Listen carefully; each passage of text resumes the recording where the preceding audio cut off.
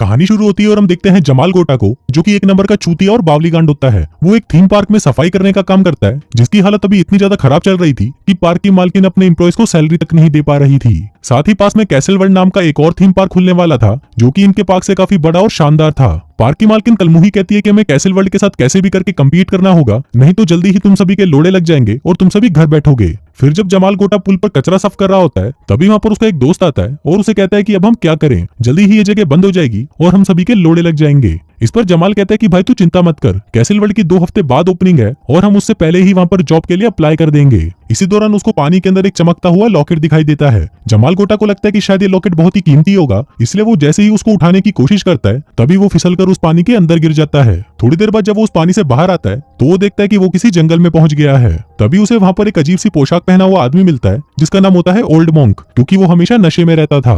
वो जमाल से कहता है कि भोसड़ी के तू यहाँ पर करने क्या आया है। जमाल चारों तरफ देखता है और कहता है कि भेड़चोद ये क्या बकचोदी है। फिर वो ओल्ड मॉन्क को ध्यान से देखता है और उसे कहता है कि शायद तुम कैसल वर्ल्ड में काम करने वाले लगते हो। दरअसल जमाल गोटा को ऐसा लग रहा था कि वो उस नदी में गिरकर उसके पास वाले थीम पार्क कैसल वर्ल्ड में पहुंच गया है, लेकिन असलियत में वो कई सदी पीछे पहुंच गया था।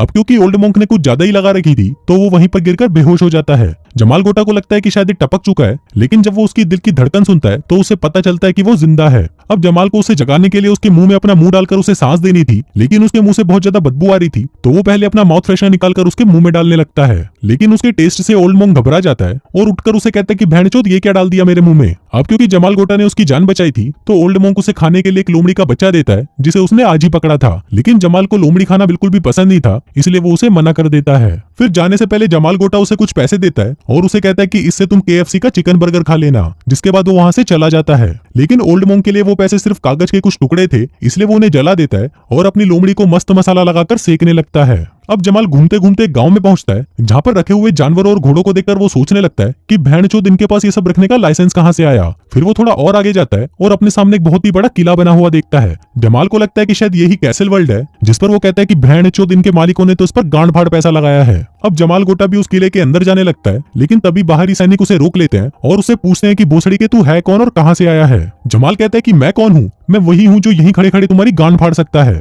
मेरा नाम जमाल गोटा है और मैं नॉर्मंडी से आया हूँ। अब नॉर्मंडी का नाम सुनकर वो सैनिक उससे माफी मांगने लगते हैं और उसे कहते हैं तो आप वही हो जिसका हम काफी समय से इंतजार कर रहे थे, जिसके बाद वो उसे अंदर जाने देते हैं। फिर जमाल जब किले के अंदर जाता है, तो वहां पर सभी लोगों को ट्रेडिशनल पोशाक पहने हुए देखकर वो सोचने लगता है कि भेड़चोद ये सभी लोग तो अपने कैरेक्टर में पूरी तरह घुस ही चुके हैं। इसी दौरान वहां पर एक शानदार जानदार मालदार लड़की आती है, जिसका नाम होता है चिंकी 44। अब जमाल भी चिंकी 44 को देख लेता है और उसे देखकर कहता है कि भेड़चोद क्या सॉलिड माल है ये। फिर वो उसे बात करने के लिए उसके पास आता है और उसे कहता है कि मैं हूँ जमाल गोटा। इस पर चिंकी 44 कहती है कि मैं हूँ चिंकी। अब चिंकी 44 वहां से जाने लगती है, लेकिन जमाल उसे रोकने की कोशिश करता है और उसके सामने बड़ी बड़ी फेंकने लगता है। फिर वो उसे कहती है कि मुझे तो झाट समझ नहीं आ रहा कि तुम मुझे क्या बोल रहे हो। जमाल कहता है कि वो सब छोड़ो, चलो तुम मुझे अपना नंबर दो। इस पर चिंकी कहती है कि मेरा नंबर है 7। जमाल कहता है कि क्या? चिंकी कहती है कि मेरा 7 नंबर है, क्योंकि मैं राजा की 7वीं छिनाल हूँ। तभी वहां पर राजा का सेनापति बब्बू भैंड का लन आता है, जो कि 1 नंबर का लड़कीबाज आदमी था। फिर वो चिंकी 44 के पास आता है और उसकी गांड पर एक जोर का हाथ मारता है। कहता है कि तुम आज रात को घोड़ी बनकर तैयार रहना। फिर वो वहां से जाने लगता है, लेकिन तभी जमाल उसे रोकते हुए कहता है कि भोसड़ी के ये क्या बकचोदी है। अगर मैं अभी तेरे बॉस को ये सब बता दूं, तो वो तेरी गांड पर लात मारकर तुझे यहाँ से बाहर फेंकेंगे। अभी सुनकर बब्बू भैंड कलन को गुस्सा आ जाता है और वो जमाल के सामने अपनी तलवार निकाल लेता है। कहता है कि भोसड़ी के तेरे टुकड़े करके मैं कुत्तों को खिला दूंगा। अब उस तलवार को देखकर जमाल को लगता है कि ये तो नकली तलवार है, जिसके बाद वो बब्बू से कहता है कि सुन बेटा, एक काम कर, अपनी गांड उठा और चुपचाप यहाँ से निकल जा। इसी दौरान वहां पर राजा का दूत आता है और जमाल गोटा से कहता है कि महाराज आपको याद कर रहे हैं। फिर हम देखते हैं महल के अंदर महाराज और उसकी बेटी राजकुमारी चूसनी को। फिर वहां पर जमाल आता है और उन सभी को देखकर कहता है कि भेड़चोद तुम लोग तो कैरेक्टर में पूरी तरह घुस ही चुके हो। फिर राजा कहता है कि तुम इतनी जल्दी आ गए, हमें लगा था कि तुम अगले महीने आओगे। और बताओ नॉर्मंडी से क्या खबर है? जमाल पूछता है कौन सी खबर? महाराज कहते हैं मेरी बेटी को लेने ड्यूक आने वाले थे, वो अब कब आएंगे? अब जमाल को कुछ समझ नहीं आ रहा था कि वो क्या बोले, इसलिए वो उसे ऐसे ही बोल देता है कि ड्यूक ट्यूसडे को आने वाले हैं। अभी सुनकर महाराज खुश हो जाता है और अपने दूत से कहता है कि इनकी अच्छे से खातिरदारी करो, ये जो मांगे इन्हें वो दो, बस मेरी बेटी को छोड़कर। फिर शाम को जब वो दूत के साथ महल में घूम रहा था, तभी वहां पर उसे पता चलता है कि अभी किसी गद्दार का सिर कलम होने वाला है।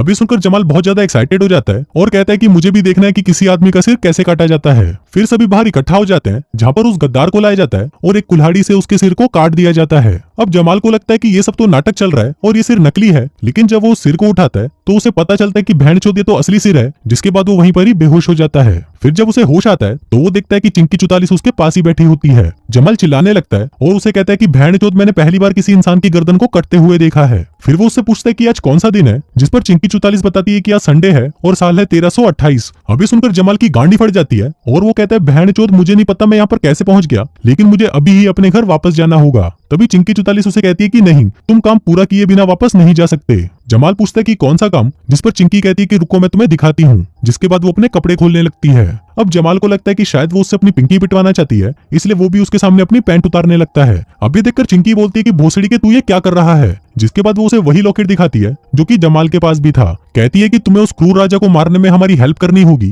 ताकि हम इस राज्य की असली रानी को सिंहासन पर बिठा सकें। इसी दौरान वहाँ पर राजा का दूत आता है और उसे कहता है कि महाराज ने आपका घोड़ा तैयार कर दिया है। जमाल पूछता है कि कौन सा घोड़ा, जिस पर दूत कहता है कि आप ही ने तो कहा था कि आपको घोड़े की सवारी करनी है। जिसके बाद वो उसे एक पागल घोड़े के पास लेके जाते हैं और उससे कहते हैं कि चलो अब तुम हमें इस घोड़े की सवारी करके दिखाओ। अब जमाल को घोड़ा चलाना आता तो नहीं था, लेकिन फिर भी वो इसके लिए हाँ कर देता है। फिर वो जैसे ही उस घोड़े पर बैठता है तभी वो घोड़ा उसे घसीटते हुए अपने साथ ले जाता है, जिसको देखकर वहाँ खड़े सभी लोग उस पर हंसने लगते हैं। फिर रात को महल में जश्न मनाया जाता है जहाँ पर सभी लोग नाच गा रहे होते हैं। वहीं जमाल भी होता है जो राजा के साथ बैठकर दारू पी रहा था। तभी राजा जमाल से कहता है कि मैं तुम्हारे कल्चर को और जानना चाहता हूँ, इसलिए तुम मुझे वो डांस करके दिखाओ जो सभी लोग नॉर्मंडी में करते हैं। अब जमाल उनको अपना मॉडर्न डांस दिखाने लगता है, जिसको देखकर पहले तो उन लोगों को काफी अजीब लगता है, लेकिन बाद में वो सभी भी उसके साथ नाचने लग जाते हैं। अब डांस के दौरान वहाँ पर राजकुमारी चूसनी जमाल को दबोच लेती है और उसके साथ चुम्मा चाटी करना शुरू कर देती है।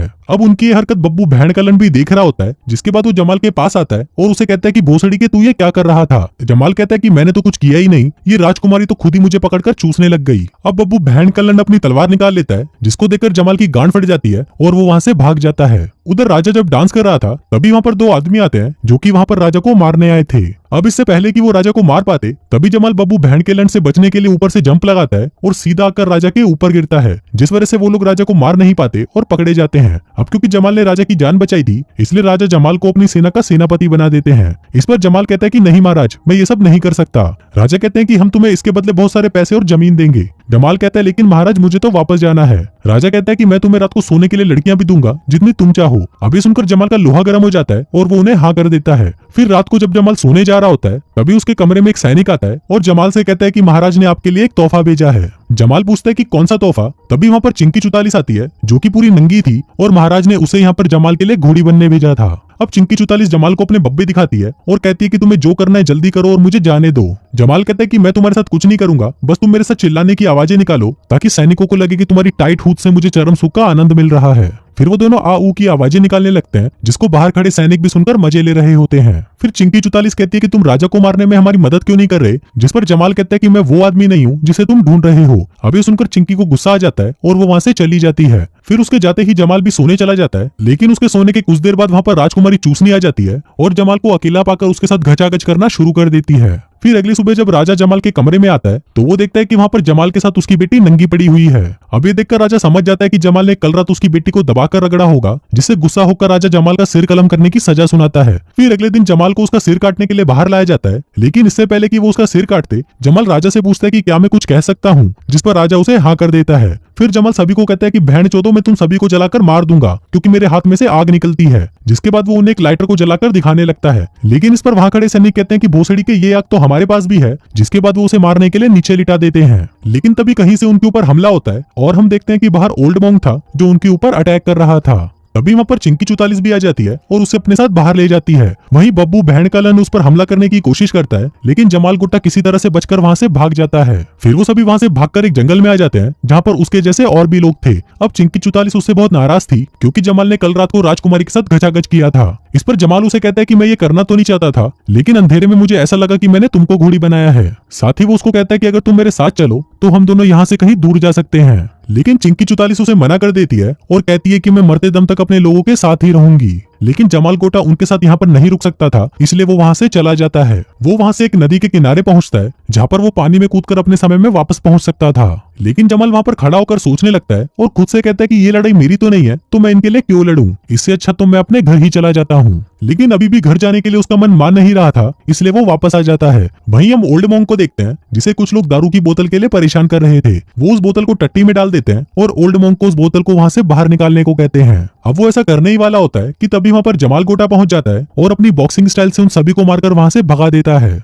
जिसके बाद वो ओल्ड मॉन्क से कहता है कि मैं भी उस राजा को मारने में तुम्हारी मदद करूंगा। फिर वो दोनों वापस जंगल आ जाते हैं, जहां जमाल सभी लोगों को साथ में लड़ने के लिए इकट्ठा करने लगता है। तभी वहां पर हम उस राज्य की असली रानी बर्बादी को देखते हैं, जो कि काफी समय से उन लोगों के बीच ही छुप कर रह रही थी। अब जमाल और बाकी सब जंग लड़ने के लिए प्रैक्टिस करना शुरू कर देते हैं, जहां जमाल उन सभी को मॉडर्न तरीके वाली लड़ाई की प्रैक्टिस करवाता है, ताकि दुश्मन ये ना समझ सके कि उनके वार से कैसे बचना है। वहीं दूसरी तरफ हम किले में चिंकी चुतालीस को देखते हैं, जिसे बब्बू भैंड के ने पकड़कर बंदी बना लिया था, क्योंकि उसने राजा के साथ गद्दारी की थी। फिर सुबह होती है और सभी लोग महल के ऊपर अटैक कर देते हैं। लेकिन जैसे ही वो अंदर जाते हैं, वो देखते हैं कि वहां पर कोई नहीं होता। अब ये सब देखकर ओल्ड मॉन्क सोचता है कि भैंड चोद ये सब चले कहाँ गए। लेकिन तभी वहां पर अचानक घोड़े पर बब्बू आता है और उसके एक इशारे से वहां पर छुपे सभी सैनिक बाहर आ जाते हैं और उस पर हमला कर देते हैं। अब बब्बू भैंड के की सेना ओल्ड मॉन्क की सेना पर भारी पड़ रही थी, लेकिन तभी वहां पर जमाल गोटा पहुंचता है, जिसने उन लोगों के मसीहा ब्लैक नाइट की पोशाक पहनी हुई थी। अब उसको देखकर सभी की फटकर 64 हो जाती है, क्योंकि ब्लैक नाइट एक ऐसा योद्धा था जिसे कोई भी हरा नहीं सकता था। लेकिन जैसे ही ब्लैक नाइट अपने घोड़े से नीचे गिरता है, तभी बब्बू भैंड का देखता है कि ये साला कोई ब्लैक नाइट नहीं बल्कि भोसड़ी वाला जमाल गोटा है। अब बब्बू भैंड का जमाल गोटा को मारने ही वाला होता है कि तभी अचानक वहां पर ओल्ड मॉन्क आ जाता है और फिर उन दोनों के बीच में लड़ाई शुरू हो जाती है। अब दोनों सेनाएं आपस में लड़ रही थी, जिसमें जमाल की सेना बब्बू भैंड के की सेना पर भारी पड़ने लगी। अब ये देखकर बब्बू अपनी गांड उठाकर वहां से भाग जाता है और किले के ऊपर चला जाता है। तभी वहां पर राजा भागता हुआ आता है और उसे कहता है कि हमारा राज्य तबाह होने वाला है। इस पर बब्बू भैंड का कहता है कि आप चिंता मत करो, ऐसा कुछ नहीं होगा। जिसके बाद वो राजा को धक्का देकर वहां से नीचे फेंक देता है। दरअसल बब्बू भैंड का हमेशा ही राजा बनना चाहता था, इसलिए उसने राजा को मारकर अपनी गद्दी के लिए रास्ता साफ कर लिया था। वहीं नीचे सभी लड़ाई कर रहे होते हैं, लेकिन तभी एक तीर आकर सीधा ओल्ड मॉन्क के सीने पर लगता है और वो वहीं पर लेट जाता है।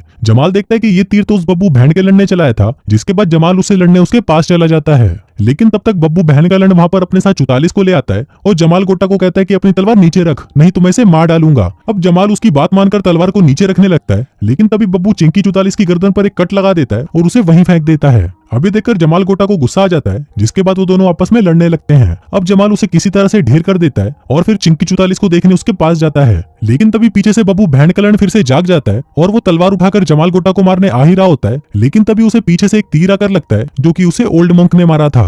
अब बब्बू भैंड के मरने के बाद जंग खत्म हो चुकी थी और ओल्ड मॉन्क भी उसमें जिंदा बच गया था। फिर जमाल गोटा चिंकी 44 को अपने साथ उस नदी के किनारे लेके जाता है और उससे कहता है कि तुम भी मेरे साथ चलो। लेकिन चिंकी उसे मना कर देती है और कहती है कि मेरा घर यहीं पर है और मैं इसको छोड़कर कहीं नहीं जा सकती। फिर ये दोनों एक दूसरे को चूसने लगते हैं, जिस दौरान वहां पर रानी भी आ जाती है और जमाल से कहती है कि हम तुम्हें तुम्हारी बहादुरी के लिए सम्मानित करना चाहते हैं। अब रानी जमाल गोटा को सम्मानित करती है और उसका नाम ब्लैक नाइट रखती है, जो इनका मसीहा था। लेकिन तभी जमाल देखता है कि उसकी आंखों के आगे अंधेरा आ गया है और फिर जब उसकी आंख खुलती है तो वो पाता है कि वो वापस अपने टाइम में पहुंच चुका है। फिर जमाल अपने दोस्त से पूछता है कि यहाँ पर क्या हुआ था, जिस पर उसका दोस्त कहता है कि तुम काफी समय से बेहोश पड़े थे। फिर जमाल वहां पर चिंकी को ढूंढने लगता है, लेकिन तभी उसे एहसास होता है कि शायद ये कोई सपना देख रहा था और वो कभी 13वीं सदी में गया ही नहीं। तभी वहां पर कलमुही आती है और जमाल गोटा से कहती है कि अब मैं ये थीम पार्क बंद करने वाली हूँ। लेकिन इस पर जमाल गोटा उसे मना कर देता है और उसे कहता है कि हम साथ में मिलकर इसे पहले की तरह अच्छा बना देंगे। अब कलमुही भी उसकी बात मान जाती है, जिसके बाद वो सभी साथ में काम करना शुरू कर देते हैं। फिर फिल्म के लास्ट सीन में हम देखते हैं कि जमाल ने उस थीम पार्क को बिल्कुल 13वीं सदी के उस राज्य की तरह बना दिया था, जिसको देखकर सभी लोग वहां पर आने के लिए अट्रैक्ट हो रहे थे। इसी दौरान वहां पर उसे एक लड़की मिलती है, जो कि बिल्कुल चिंकी 44 की तरह दिखती थी। वो जमाल से पूछती है कि क्या मैं तुमसे पहले कभी मिल चुकी हूँ, क्योंकि तुम मुझे पहचाने से लग रहे हो। तभी जमाल भी देखता है कि उसकी गर्दन पर भी वही निशान है, जो कि चिंकी 44 की गर्दन पर बब्बू भैंड के ने उसकी तलवार से लगा दिया था। अब जमाल गोटा उस लड़की को अपने साथ लंच पर चलने के लिए पूछता है, जिस पर वो लड़की उसे हाँ कर देती है। फिर वो लड़की वहां से चली जाती है, लेकिन तभी जमाल को याद आता है कि उसने तो उसका नंबर लिया ही नहीं। फिर जमाल उसका नंबर लेने के लिए उसके पीछे भागने लगता है, लेकिन तभी अचानक उसका पैर फिसलता है और वो जाकर वापस उसी पानी में गिर जाता है। फिर कुछ देर बाद जब उसकी आंख खुलती है तो वो देखता है कि वो रोम में पहुंच गया है, जहां पर उसके पीछे बड़े बड़े शेर छोड़ दिए जाते हैं। अब जमाल उनसे डरकर वहां से भागने लगता है और इसी के साथ ही ये फिल्म यहीं खत्म हो जाती है।